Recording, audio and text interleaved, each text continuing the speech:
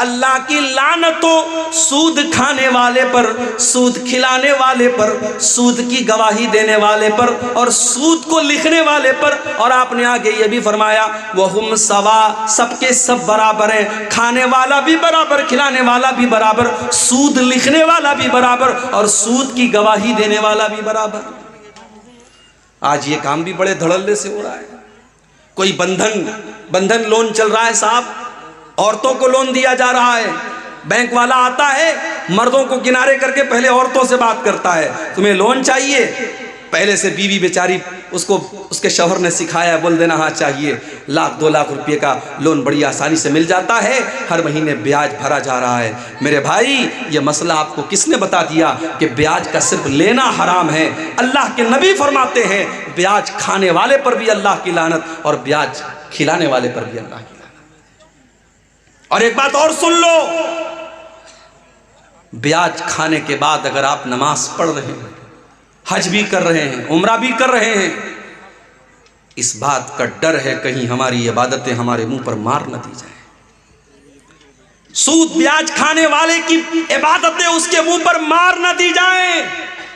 इसलिए कि अल्लाह के नबी ने बड़े सख्त अल्फाज में फरमाया है कि सूद और ब्याज के 70 से ज्यादा दर्जे हैं, जिसमें सबसे हल्का दर्जा ये है अन यज़नी अर्रजुलु बि उम्मिही, इंसान अपनी सगी मां के साथ ज़िना करे। कोई सोच नहीं सकता, कोई तसव्वुर नहीं कर सकता कि अपनी मां के साथ ज़िना करे। सूद खाने वाला अपनी मां के साथ ज़िना करने से ज्यादा खतरनाक काम कर।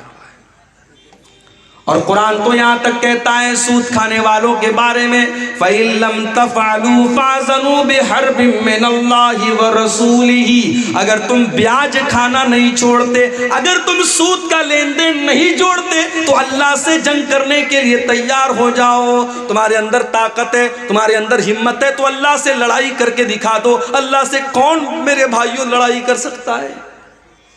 इसलिए सूद का लेन देन बिल्कुल बंद कर दो। अब ये एक अलग मसला है, हम हिंदुस्तान में रहते हैं, पूरा हमारा कारोबार बैंकिंग सिस्टम पर है। बैंक में हमारा सेविंग अकाउंट खुला है, हर क्वार्टर पर, हर 4 महीने पर हमारे बैंक में इंटरेस्ट आता है। तो क्या मसला है भाई? कोई मसला नहीं है। बैंक की पासबुक को अपडेट करो, चेक करो मेरे पास कितनी इंटरेस्ट आ रहा है, कितना ब्याज आ रहा है। जो साल में ब्याज आ रहा है उस ब्याज को आप बैंक से निकाल लो, किसी गरीब को, किसी बीमार को, किसी जरूरतमंद को दे दो। इसलिए नहीं कि सवाब मिलेगा, इसलिए ताकि वो पैसा इस्तेमाल हो जाए, बैंक उसको इस्तेमाल ना करे, आप भी उसको इस्तेमाल नहीं करेंगे, किसी जरूरतमंद को दे देंगे बस अपनी जान छुड़ाने के लिए।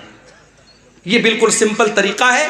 बाकी किसी और तरीके से इंटरेस्ट और ब्याज से फायदा उठाने की कोशिश मत करो, ये बहुत बड़ा गुनाह है। आगे बढ़ते हैं। तीसरी चीज, लानत का हकदार बनाने वाली तीसरी चीज, हजरत अब्दुल्ला बिन मसऊद फरमाते हैं लानल्लाहुल वाशिमाति वल मुस्तौशिमाति वल मुतनम्मिसाति वल मुतफल्लिजात, अल्लाह की लानत हो ऐसी औरतों के ऊपर जो टैटू बनवाती हैं, ऐसी औरतों के ऊपर जो टैटू बनाती हैं और ऐसी औरतों के ऊपर जो टैटू बनवाती हैं। टैटू बनवाना हराम है, मर्द बनवाए तब भी हराम, औरत बनवाए तब भी हराम। आजकल बड़ा रिवाज चला है, शौहर बीवी के नाम का टैटू बनवा रहा है, बीवी शौहर के नाम का टैटू बनवा रही है। हराम है टैटू बनवाना। अल्लाह के नबी ने कहा गुदना गुदवाने वाले पर और टैटू बनवाने वाले पर अल्लाह की लानत। वल मुतनम्मिसात, और अपने आईब्रो के बालों को नोचने वाली और अपने आईब्रो के बालों को छोटा करने वाली औरतों के ऊपर भी अल्लाह की लानत हो। हाँ, अगर किसी औरत का आईब्रो नॉर्मल से ज्यादा है, जो बाल औरत को नॉर्मल औरतों से ज्यादा है, उस बाल को रिमूव किया जा सकता है। जैसे बाज औरतों के चेहरे पर कुछ दाढ़ी वाड़ी के पास बाल आ जाते, उसको वो रिमूव कर सकती है। अगर किसी औरत की आईब्रो बहुत नॉर्मल औरतों से बहुत ज्यादा है, शक्ल भद्दी लग रही है, उसको नॉर्मल किया जा सकता है। मगर खूबसूरती के नाम पर, मेकअप के नाम पर अपनी आईब्रो को बिल्कुल उसको मिटा देना या छोटा करना, ये जायज नहीं है। अल्लाह के रसूल लानत कर रहे हैं। अब्दुल्ला बिन मसूद कहते अल्लाह की लानत तो ऐसी औरतों के ऊपर जो आईब्रो के बालों को नोचती हैं, वल मुतफल्लिजात, और अल्लाह की लानत तो ऐसी औरतों के ऊपर जो अपने बालों के बीच में गैपिंग करवाती हैं, उस ज़माने में मेकअप का एक तरीक़ा ये भी था, बालों के दांतों के बीच में गैपिंग करवाते थे। लेकिन आज दांतों के बीच में गैपिंग तो नहीं होती है, हाँ कुछ लड़कियों के या औरतों के दांत जो हैं थोड़े टेढ़े होते हैं, बाहर की तरफ निकले होते हैं, तो उसको डेंटिस्ट के सीधा करवाया जा सकता है, क्योंकि वो भद्दा लगता है, वो नॉर्मल नहीं है। तो जो चीज़ें नॉर्मल नहीं है उसको ठीक किया जा सकता है, लेकिन नॉर्मल को बिगाड़ करके एब नॉर्मल करना ये सही नहीं। अल-मुग़य्यिराति ख़ल्क़ल्लाह, जो औरतें अल्लाह ताला की तख्लीक को बदलती हैं, अल्लाह ताला ने जैसा बनाया है उसको बदल करके अपने हिसाब से बनाने लगती हैं, ऐसी औरतों पर अल्लाह की लानत हो। ये किसने बयान किया? अब्दुल्ला बिन मसूद ने, बहुत बड़े सहाबी अब्दुल्ला बिन मसूद। जब उन्होंने ये बात बयान की, एक औरत थी कबीले बनु असद की, उसका नाम था उम्मे याकूब। उस औरत को पता चला कि अब्दुल्ला बिन मसूद ऐसी ऐसी बातें कर रहे हैं। वो अब्दुल्ला बिन मसूद के घर आती है और कहती है बलगनी अन्नका लानता कईता वकईता, अय अब्दुल्ला मुझे पता चला है कि आप ऐसी ऐसी औरतों का नाम लेकर के लानत कर रहे हैं। हज़रत अब्दुल्ला ने फरमाया बिल्कुल सही सुना है तुमने, मैं आज भी लानत करता हूँ, और मैं लानत क्यों न करूँ जिसके ऊपर अल्लाह के रसूल ने लानत की है और जिसका जिक्र अल्लाह ने अपनी किताब में कुरान में किया है। ओ मेरी प्यारी माओ बहनों, अब जरा गौर से सुनना, मैं जो बात बयान करने जा रहा हूं।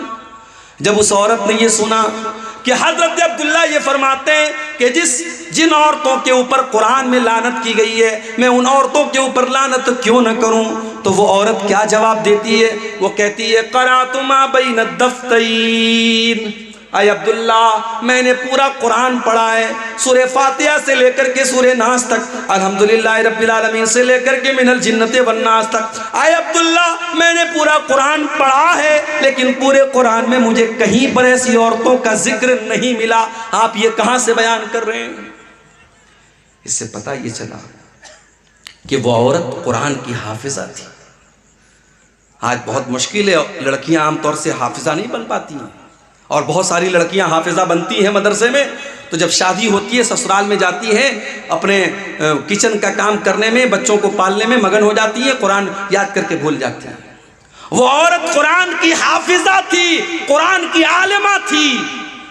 आज हमारी लड़कियां कहाँ हैं, हमारी बेटियां कहाँ हैं? कल मैंने सदलपुर के जलसे में कहा था, आज सोनबरसा में भी कह रहा हूं, हमारी शेरशाबादी कौम में मदरसे माशाअल्लाह बहुत सारे खुले हैं, मगर सारे लोग अपनी बच्चियों को मदरसे में नहीं पढ़ाते। बहुत सारे लोग अपने बच्चियों को स्कूल में पढ़ाते, कॉलेज में पढ़ाते हैं, और सही है, जायज़ है, हराम तो नहीं है, पढ़ा सकते हैं। ज़रूरी तो है कि हर आदमी अपनी बच्ची को मदरसे में डाले, मगर जो लड़की आपकी स्कूल में जा रही है, कॉलेज में जा रही है, मुझे बस एक सवाल का जवाब दे दो, उस लड़की को दीन कौन सिखाएगा? वो लड़की किसी हाफिज जी के पास जाकर के कुरान पढ़ लेगी तो उससे दीन तो नहीं सीखेगी। दीन कहां सीखेगी वो? मुझे लोगों ने बताया कि हमारे इलाके में ईदैन की नमाज में औरतों का इंतजाम नहीं होता, ईदगाह में औरतों का इंतजाम नहीं होता। मस्जिदों में मैंने देखा 90% मस्जिदों में जुमा की नमाज में औरतों का इंतजाम नहीं है। आपकी औरतें दीन कहां सीखेंगी मेरे भाई? जलसे में सीखेंगी? जलसे में दीन कम सीखती है, मार्केटिंग ज्यादा करती है। पिंडाल के नीचे औरतें कम मिलेगी, बाजार में दुकानों पर ज्यादा मिलेंगी। जलसे में तो इंटरटेनमेंट ज्यादा होता है, मनोरंजन ज्यादा होता है, दीन कम लोग सीखते हैं। इसलिए मैं बड़े साफ अल्फाज में कहता हूं, अगर अपनी कौम की बेटियों को बचाना है, हर मस्जिद में जहां जुमा की नमाज होती है आप कदम आगे बढ़ाइए और औरतों का इंतजाम कीजिए। अल्लाह ने अगर एक फ्लोर बनाने की ताकत दी है, थोड़ी हिम्मत दो।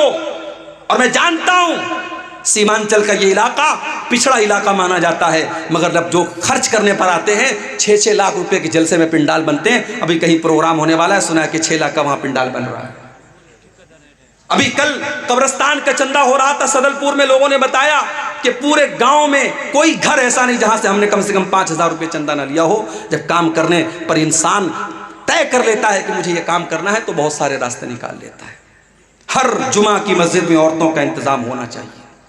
आपके घर की औरतें जब जुमा के खुतबे में जाएंगी, साल में 52 जुमा का खुतबा होता है, जब जुमा के 52 तकरीरें वो सुनेंगी, इंशाअल्लाह वो दीन की समझ उनके अंदर पैदा होगी और बहुत सारे फितने खत्म हो जाएंगे मेरे भाई।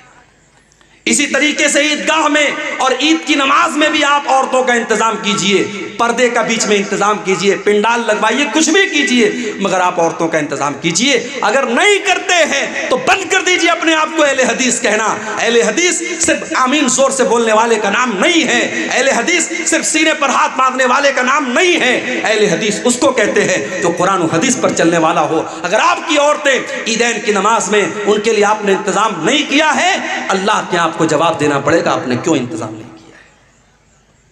वो औरत, उसका नाम उम्मे याकूब था, उसने कहा अब्दुल्ला मैंने तो पूरा कुरान पढ़ा है, पूरे कुरान में मैंने कहीं पर भी उन औरतों का तस्करा नहीं पाया जिन औरतों का नाम ले लेकर के आप लानत कर रहे हैं। हजरत अब्दुल्ला ने फरमाया अगर तूने ढंग से कुरान पढ़ा होता तो जरूर तुझे मिल जाता। क्या तूने कुरान के अंदर ये आयत नहीं पढ़ी, वमा आताकुमुर रसूल फखुजुहु वमा नहाकुम अन्हु फंतहु। मेरा नबी तुमको जो दे दे ले लो और मेरा नबी जिससे मना कर दे रुक जाओ। ऐ खातून, मेरे नबी ने ऐसी औरतों का नाम लेकर के लानत की है। जब मेरे नबी ने लानत की है तो समझो अल्लाह ने लानत की है, क्योंकि अल्लाह कह रहा है मेरा नबी जो दे दे ले लो, मेरा नबी जिससे मना कर दे रुक जाओ। कहती है हाँ अब आपकी बात समझ में